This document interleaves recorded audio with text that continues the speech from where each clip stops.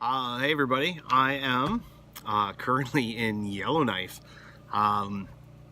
So the northernmost destination of my trip. It's Great Slave Lake behind me, and not the most northern point I'll visit. The most northern point would be up over the North Arm on the road in here and the road back out. Traveling back over that way tomorrow.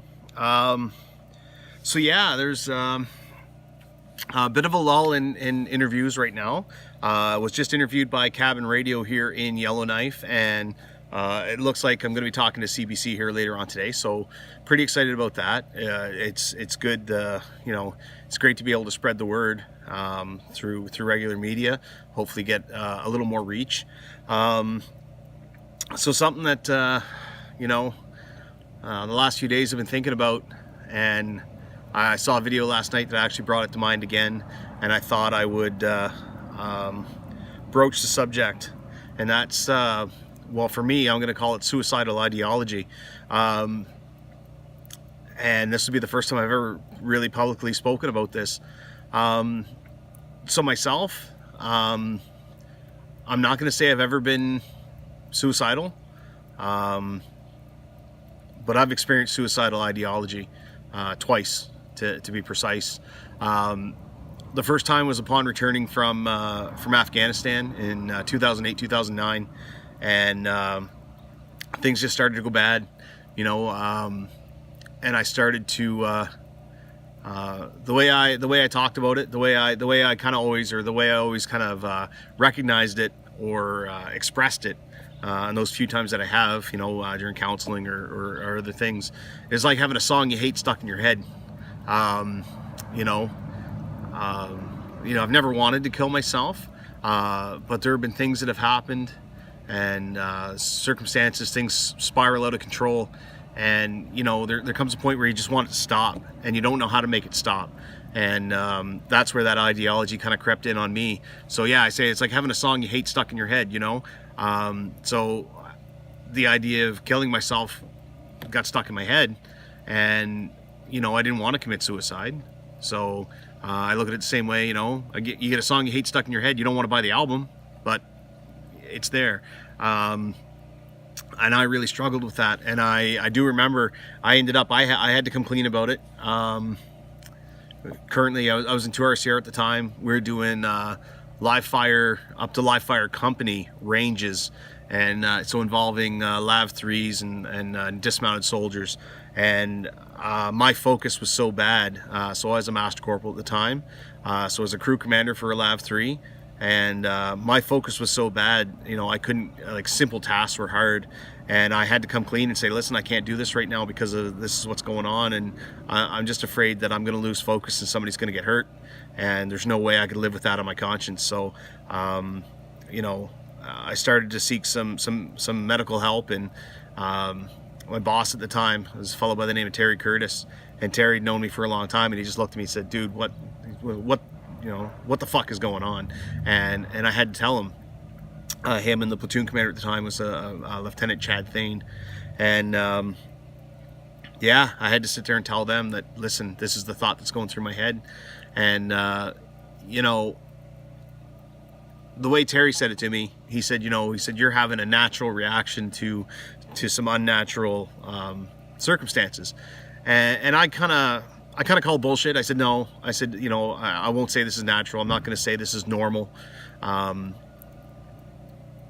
said no. This is I kind of said no. This is bullshit. And that was just my way of fighting it. And I'm not saying that you should look at it that way, but in those moments, I was saying no. I will not accept this as normal. I will not accept this as a course of action.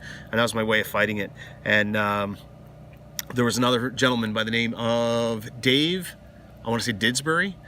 He was a Princess Patricia's Canadian Light Infantry. I believe he's a warrant officer. He became I want to say a social worker or psychologist, a naval officer, and he was the guy I was seeing at Mental Health in Gagetown at the time. And I told him what was going on, and he had some pretty harsh words for me, but they were the right words. It wasn't what I wanted to hear, but it was what I needed to hear. And he gave me a boot in the ass, and that helped. But again, if I hadn't opened up about that, I don't know how that would have ended. But yeah, it's just that feeling of things are out of control and I need to make them stop. And what I ended up doing that time was, I was in Gagetown, New Brunswick. I had two of my sisters lived in Halifax, Nova Scotia, and so I hopped on a bus in Fredericton. I left my car. I went to my sister's place in Nova Scotia in Halifax, and I just simplified things. I didn't have a car, so I couldn't run around. I was at the mercy of traveling on the bus. I got to my sister's place, and she'd go to work for the day, and I'd hitch a ride into Halifax, and all I had to do was wander around Halifax all day, and that effectively slowed things down because I didn't have anything else to do. And I kind of shut off from everything else going on in life, and just kind of played tourist, real simple, like for about a week or 5 days. And having and I think having the tools of managing what I was managing, I was able to bring myself back from that, and it wasn't an issue again for a very long time. So that was, that's what worked for me in that moment. I won't say I reached out to people. I kind of got forced into that corner because morally I could not accept that my lack of focus could cost somebody their life or change somebody's life. So I had to speak up. But I'm glad I did, But yeah, I went down to my sister's house. She knew something was up, but I don't even know that she really knows how bad it was because I didn't tell her. I didn't tell anybody. The last time was within the last year. And it had to do with what was going on with me in the forces, and really just being pushed to that limit, and that ideology kind of it struck up again. Things were just spiraling out of control, and you're just sitting there going, how do I make this stop? How do I make things stop? I was reacting to huge change in my life daily, and negative change daily, and it was just spinning out of control. And that moment was a lot briefer than the first time. It was a lot less intense than the first time, and I think I recognized it right away. I was very fortunate. But I've never publicly said that I ever considered killing myself or that I ever had that ideology. But here I am. That did happen for me, and it was something I had to struggle with. Now, I'm not going to sit here and say that I understand what somebody's going through when they're suicidal, because I never got to that point. I am so incredibly fortunate that I didn't get to that point. But I've come close enough to it to understand, when I was younger, I held this opinion that, somebody who commits suicide, it's the weak way out, it's the coward's way out. And, over time, I've come to learn that, no, it's just, for me, like I said, it's just, how do I make things stop? And it pops up as an option, and then it's in your head. And if you're not able to make things stop, or you don't find some relief from that, I can see how that would progress and quickly. So yeah, I wanted to share that. Being on this journey, learning to be more open. I'm learning to let my guard down. I'm learning to be more honest with myself. And I got to be honest, to look back on those times, it's scary. It's absolutely frightening that I was that close to considering that as an option. And I just fought through it. I had good people around me. And maybe didn't open up freely or, of my own accord, but, I opened up to the right people, and I think that made a huge difference. Something that really struck me in the last, since I've been on this journey, I was reunited with a very, very close friend, and during the course of catching up and talking, he told me that he made an attempt on his life. And, it's a non-violent method, but a very effective method. And it's really just by chance that he was unsuccessful, and he took that to mean, when that attempt failed, he just took it to mean like, okay, I'm not done yet. It's not time for me to go. But he told me about that, and I know he hasn't told very many people. And it's taken me a while to absorb that and to reflect on that. This is somebody I respect. This is somebody I love like a brother. And it is very hard for me to imagine if he had been successful. It's very hard for me to imagine how it would feel if he wasn't here. And you know, we go months without talking. That's us Army folks, right? Or people in the forces. We are the masters of compartmentalization. And you know, I hadn't seen him in 3 or 4 years at the point that he and I got reunited, and it was just like no time had passed at all. So and that's the way we do, you know. That's the way it is for us. But yeah, brother, if you're listening, and I know you know who you are, man, I love you.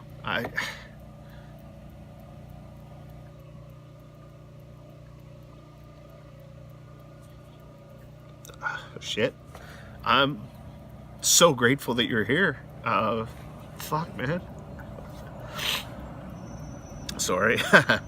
You know, and again, part of it, I've avoided thinking about this for the last few weeks, you know,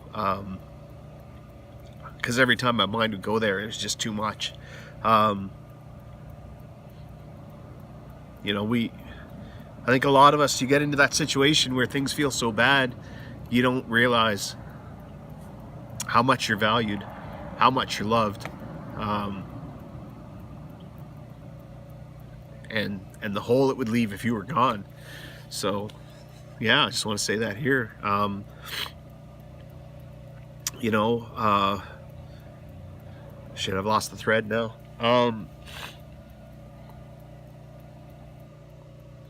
Like I said, this trip has been it's been eye-opening. It's been uncomfortable. Doing a lot of things that are outside my comfort zone, and certainly publicly acknowledging that ending my life ever entered my mind is a very hard thing to do. But you know what? If it keeps one more person from trying it, if it gets one person to reach out, instead of kind of giving into that idea when it pops into your head, then you know, I just hope it does. Brother, like I said, I can't imagine what would happen if you weren't, you know, a part of this world anymore. Like, it absolutely breaks my heart. And you know, to anybody else out there who's watching, I guarantee you, if you're thinking about it, fight, reach out. There are people who would be just so devastated by your loss. And you know, it's time that I got over myself enough to talk about it. It's long overdue that I've gotten over myself enough to talk about it. You know, we don't need to lose anybody else. We've lost enough. We've given enough. And you know, if you're hurting or you're struggling with that, reach out to anybody. Reach out to me. You know, reach out to that friend you haven't talked to in 3 or 4 years, because I guarantee you they're going to be there for you. Yeah, so yeah, it's some heavy stuff today. But yeah, I thought about it, you know, in the last couple of days, and I couldn't leave that alone. I had to speak it. I had to get it off my chest. And I had to acknowledge the fact that, brother, I'm glad you opened up to me, and I'm glad you spoke to me, even though, you know, you made an attempt. I am so glad that wasn't successful, and I'm so glad that you shared that with me, because it has brought about reflection for me. And I really hope that if you ever find yourself in that place again, you'll call. You know, and we all say it: check on your buddy, and you know, check on your people. And when you do, and they say they're fine, don't take it at face value. Because I was that guy who was fine no matter who was talking to me. I'm fine, and I wasn't, you know. But yeah, You know, just hope everybody just look after each other. So yeah, leaving Yellowknife tomorrow. 4-day trip to Whitehorse. I don't know what the reception's going to be like, so I just beamed out my travel plans. I'll have the spot on, and I don't know if anybody will hear too much from me between now and then. But yeah, you know, again, amazing trip, amazing journey, emotionally and mentally, physically, spiritually. I'm without words. Thank you to everybody who's been a part of it. I had an amazing reception to getting to Yellowknife. You know, Rob, Robert, Howard, Debbie, Mike. Geez, I know there's a few names in there I'm missing, and I do apologize for that, folks. Randy. Thanks for coming down and riding into Yellowknife with me. That was amazing. That's the biggest group I've ever ridden with, and the longest ride I've ever done with a group was from Fort Providence to here. And I thank you for coming out and riding with me. That was amazing. And you know, I have loved the Northwest Territories so far. Tomorrow will be my last day. Tomorrow I'm in Fort Simpson. That'll be my last night in the Northwest Territories. I'm camping tomorrow, so spending it out in nature. And really looking forward to that. And then I'm into BC, and then quickly dip down into BC and then into the Yukon, and looking forward to a couple days in Whitehorse. To everybody who has shared the story or shared my page or shared my post, to everybody who has reached out, to everybody who has helped me out with the GoFundMe page, or just, you know, bought me a meal or give me a bed, thank you. I can't tell you what it means to me, you know, and sorry. Really, yeah, it's all you guys who are making this trip just absolutely amazing, and I can't thank you enough. And I'll talk to you again soon.